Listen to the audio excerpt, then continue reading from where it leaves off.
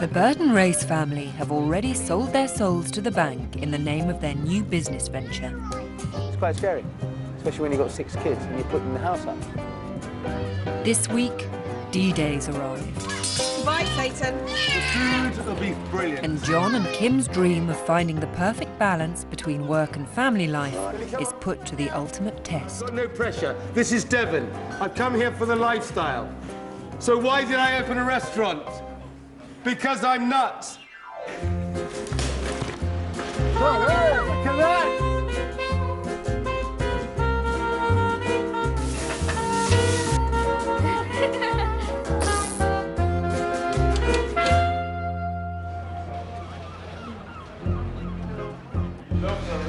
Over the next couple of months, an influx of tourists will see Dartmouth's population increase tenfold. With the restaurant renovation costs over budget to the tune of £30,000 and rising, John and Kim simply can't afford to miss a day of this potential goldmine trade. But with the basic furnishings and silverware nowhere to be seen, they'll be lucky to make a penny. What's happening there? Yeah, we have cutlery. Now they've got something to eat with. Got nowhere to sit, but they've got somewhere to eat with. But don't panic, it's only 10 hours. 10 hours left and no chairs. But we have cutlery, guys. Caroline, hi, this is Edwin. I'm calling on behalf of John Burton Race, the carved angel. The new angel, sorry. John's relying on his restaurant manager, Edwin Pope, to get things front of house, functional. Any minor accidents like that will need a new carpet, Edwin. But at the moment, the place looks more like a squat than a swanky 2-storey, 64-seater restaurant. We are going to be open on time. There's not a doubt about that at all. I mean, we couldn't get the right stuff, so we're just botching it up. Chefs, builders and waiting staff are all falling over themselves to achieve the impossible. If I was a paying customer, I'd pay double to come here tonight. It's a comedy of errors, mistakes, mishaps and chips. At the Burton Race house, things are marginally less chaotic. Kim's mum Patsy has arrived to take charge of the kids.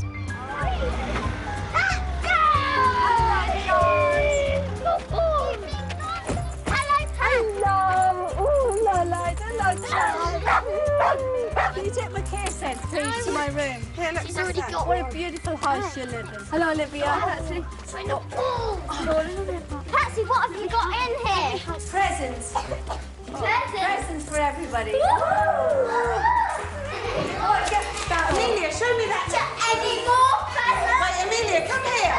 Children, stop it! Amelia, why have you put my mother's pants on?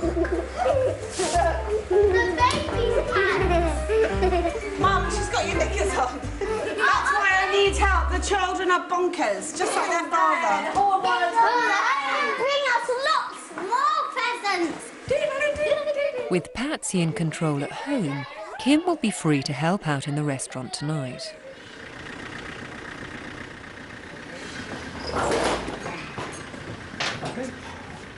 We're all right. We have chairs. The latest delivery at the New Angel brings getting bums on seats one step closer to reality. Right, get on with it then. With the first customers expected in just 4 hours, the dining area still leaves a lot to be desired. Oh, we're just looking to see the progress and worrying. Whether we should book in at McDonald's. John's waiting staff are getting nervous. It's all too much information, not enough being processed, We I haven't think. seen the menu. We haven't don't know how to work the till. So it's very scary, actually. The hand-picked team of chefs have been battling on in the kitchen since 6 o'clock this morning. Opening night specials include South Devon beef chop in spiced red wine sauce and Dartmouth crab salad. That's it. Brilliant. You've got a plate full of food there. The vision is simple, well-cooked local food, but having worked with John closely before, his 2 head chefs, Nigel Marriage and Robin Zavu, are well aware of his exacting standards. We both want it to be perfect, but John is more demanding. You know, he's the sort of character that runs. You know, That's sort of right. running 1,000 miles an hour sort of thing. It's just bang, bang, bang, and you have to be there. In the restaurant business, first impressions can make the difference between failure and fortune. 1 hour, not one single mark on that floor or that floor. Immaculate. Well, that is nothing to do with a restaurant. With just 1 hour to go before the first booking, John must inspire his exhausted waiting staff, including daughter Eve, to deliver a quality of service to match his food. What I don't like on the service is plates being delivered to the wrong people. Draw a little face and put black bra, pink top, you know, ugly bastard, anything, but just write it down so that you can identify what they're eating, okay? Kim and 15-year-old daughter Olivia have arrived to lend a hand. Olivia will be mucking in as a part-time pot washer behind the scenes, but Kim has been asked to take a more public role. For tonight only, John's expecting her to be the hostess with the mostest. Well, there you go, that says it all, wet paint. And this is supposed to be up here. I feel absolutely petrified about greeting people. I am, I think, quite shy. I don't know. I do feel incredibly nervous, though.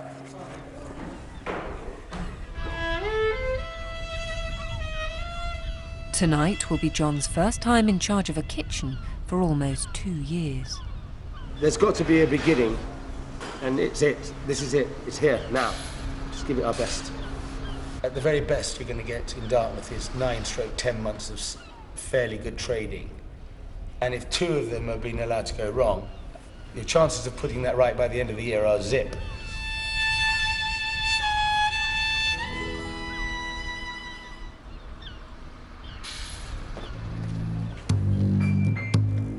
At 7 o'clock, the new Angel is just about ready for business, and the first bookings arrive to sample and pass judgment on Dartmouth's newest eatery.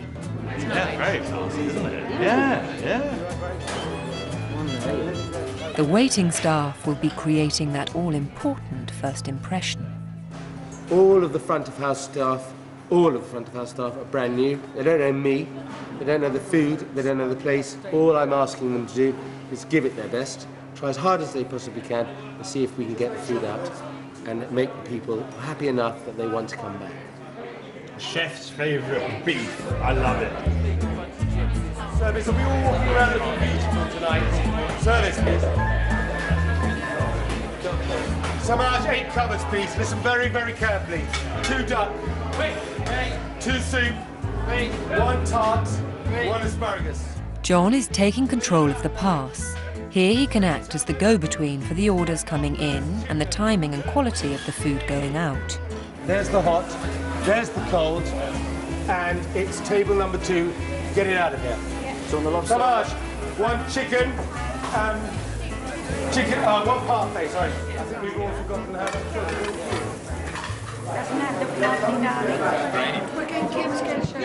Upstairs, Kim's grappling with first night nerves. Oh, really sorry. Look, which is table 16? There's 6 people here. To give the staff a fighting chance, John's decided not to fill all 64 seats tonight. Right, that's the 2nd time I saved your life. The 3rd time I'm not bothering. But even at 20 under capacity, the temperature in the kitchen is starting to rise. Service. Running out of chervil. I anticipate suicide at 9:30. Even in a small kitchen like this, everyone's got to know what they're doing. Same again, Di. 2 more shanks, nothing to start. As soon as they're ready, away. 4 or 5 different sections have to be there on time, hot, seasoned, ready, perfectly cooked, and delivered to the tray. It's a lot of pressure. It's almost a physical impossibility. 1 scallops, 1 cod. Yes, sir. We can't take any prisoners. And the only thing that we all do it for is the adrenaline burst. It's the most fantastic thing in the world. I'm in my element, yeah. It's just cooking. It's what I love to do. What can I say? How long? 3 minutes. Just need to make sure it's perfectly cooked and warm, sir. This is table 4. This is 2nd lobster. What a man. We're not allowed to give you toast. That's lovely.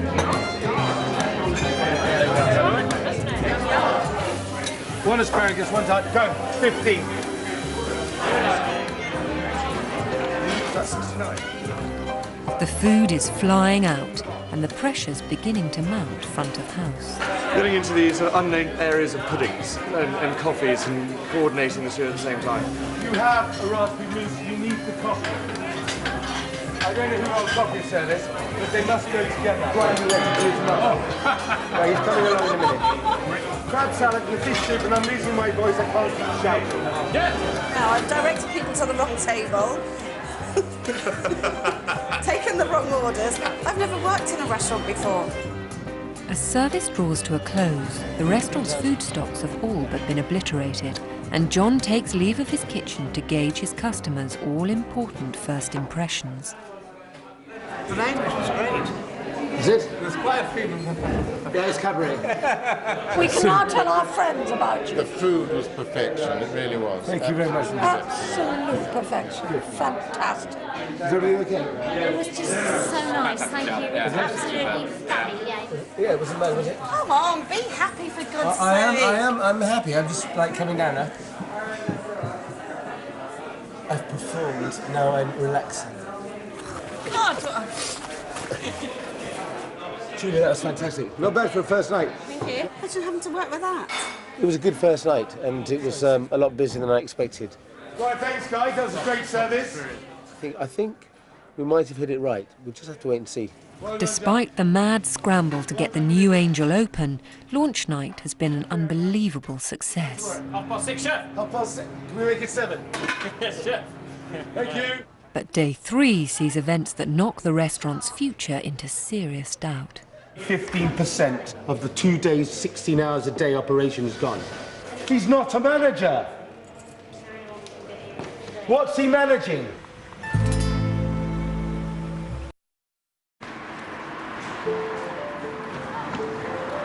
The new Angel in Dartmouth has survived its first 2 days. The Burton Race family life is less healthy. The younger kids have seen hide nor hair of their father since opening night, and John and Kim are up to their eyeballs in debt. To top it all, on their 3rd day of trading, they've been forced to close down over lunch to complete a storage area, losing out on £1,000 of potential takings. In spite of all this, the veteran chef has remained relatively calm.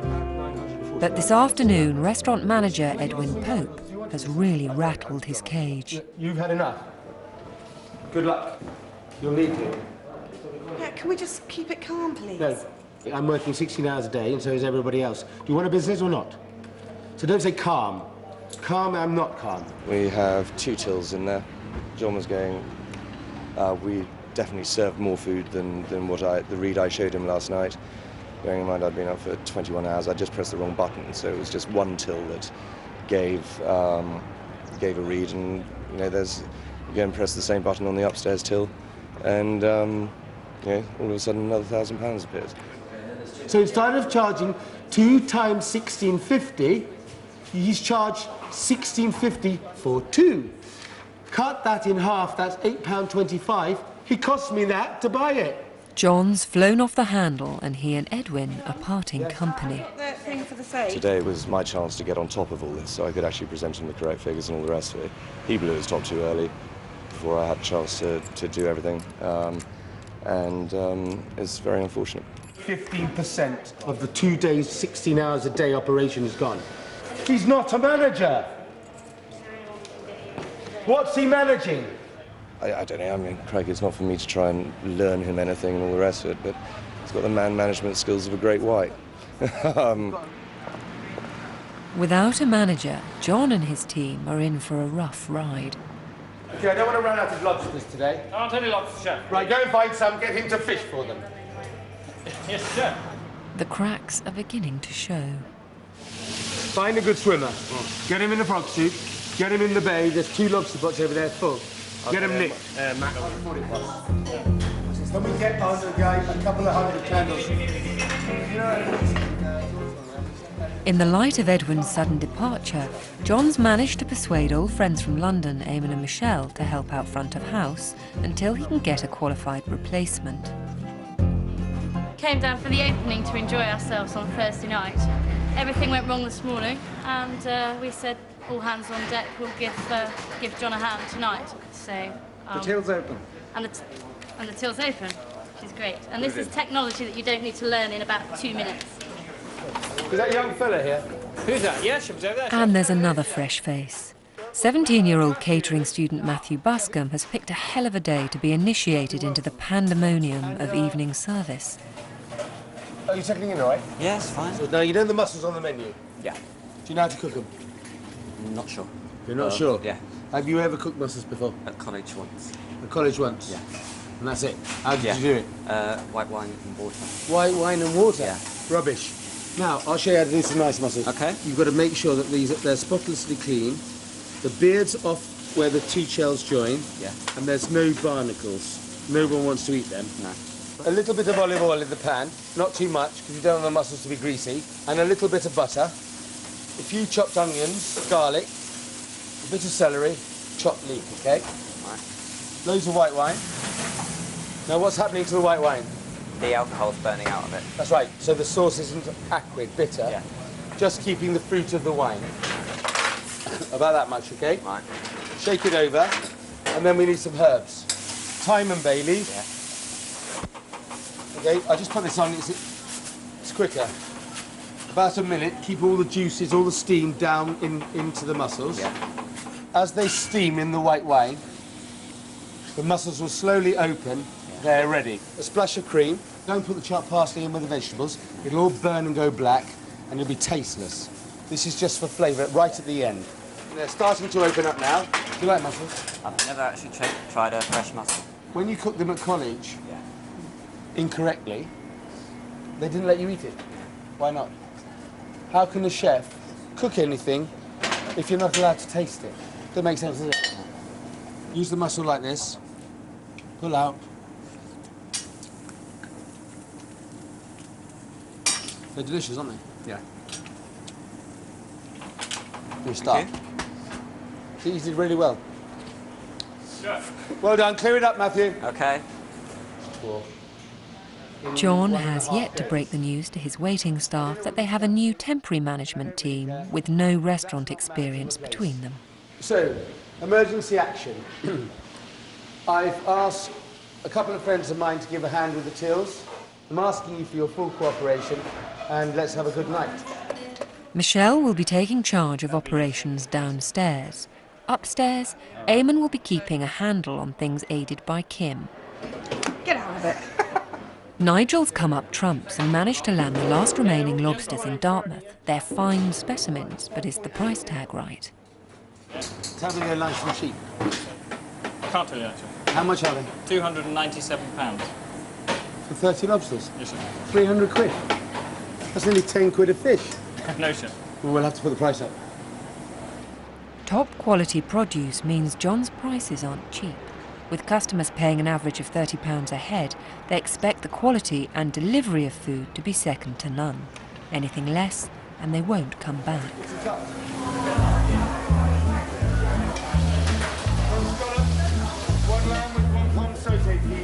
Service has only just started, and already there's confusion front of house over which table is waiting for what. No, but are you sure there's not 19 up there twice? That's table 3. Table 3's done, Nigel. That is a confirmation that they're all morons. Who's that? One scallop to a lamb, how long? Despite a £5 hike in their price, the customer's passion for lobster seems insatiable. Even at £24 a pop, they're flying out of the kitchen. Well, then you take the pass, because I'm on a killing exercise. OK, chef, no problem. OK, one scallop, one cut on the top, guys, please. Yeah. You know what's nice about these lobsters? They're full of this dark green stuff here. When I cook it under the grill, or apply any heat at all, it's got more flavour than the whole of the lobster put together. And the colour of it is that beautiful lobster pink. Delicious. Matthew, come and clean this mess up that Nigel's made. Carving the beef. That's table 6. After a shaky start, front of house is now well in order under Michelle's watchful eye. Go. 7-9. 7-9, go. Right, I'm waiting. 2 fish soup. Pouring drinks is my thing, really. I don't know whose this wine is. Who's this wine? It's gone much better today. I feel more organised, more people on the job, getting to know what you're meant to be doing. One or two little niggles. One chap said this lobster tasted delicious, but it was too small. Well, he could have had that for 55 quid if he went. I'll tell him. It's quite a heavy night tonight. And altogether, considering, you know, the mishaps of this morning, I think we've done it all right. Not bad. I made a couple of mistakes. I didn't charge somebody for a beef who very kindly pointed it out. Anyway, I rectified it before I got into trouble with the big boss. I can't wait to get to my bed though. Good. Bring everyone down. Look at all these people. Am I paying all these people? Looks a bit serious. Today was a very bad day, a bit of a shock to my system, and needed to rely on you guys, and I'm really, really proud of you. It's not just about the captain, it's about the team. And the team, as far as I'm concerned, was fantastic today, so thank you very much.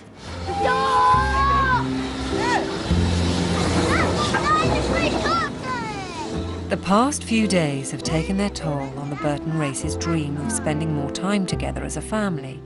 To make up for their father's absence, Kim's promised to take the kids on a bank holiday outing, but everyone is unusually subdued. We had that year in France where John was around all the time, so I think that's going to be difficult for the children to adjust to, not seeing John. I hope we get the balance, and I understand that it's new business and he's got to put all his energies into it. So I suppose in a couple of months maybe he can ease off a bit, but at the moment he's working 7 days a week, so... I haven't seen him, like, for a few days, have I? Because when you're... Sleep, Dad's gone. That's it. Never mind though, when things settle down in the restaurant you'll see more of him. When I'm awake, he's gone as well.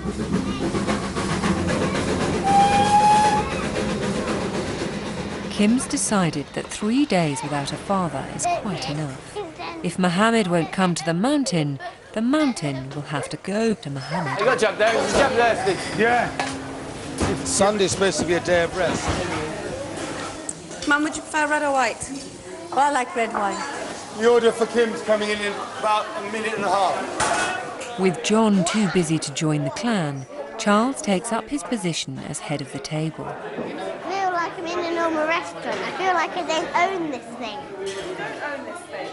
Yeah, well, I do kind of, because I'm related to Dad. Half a lot. It's too slow. Right, remind me, she's out. In spite of criticism from the mother-in-law, by the end of its first week, the new Angel has served 540 customers and taken £17,500. Just enough to keep the bank happy. I think we've been lucky.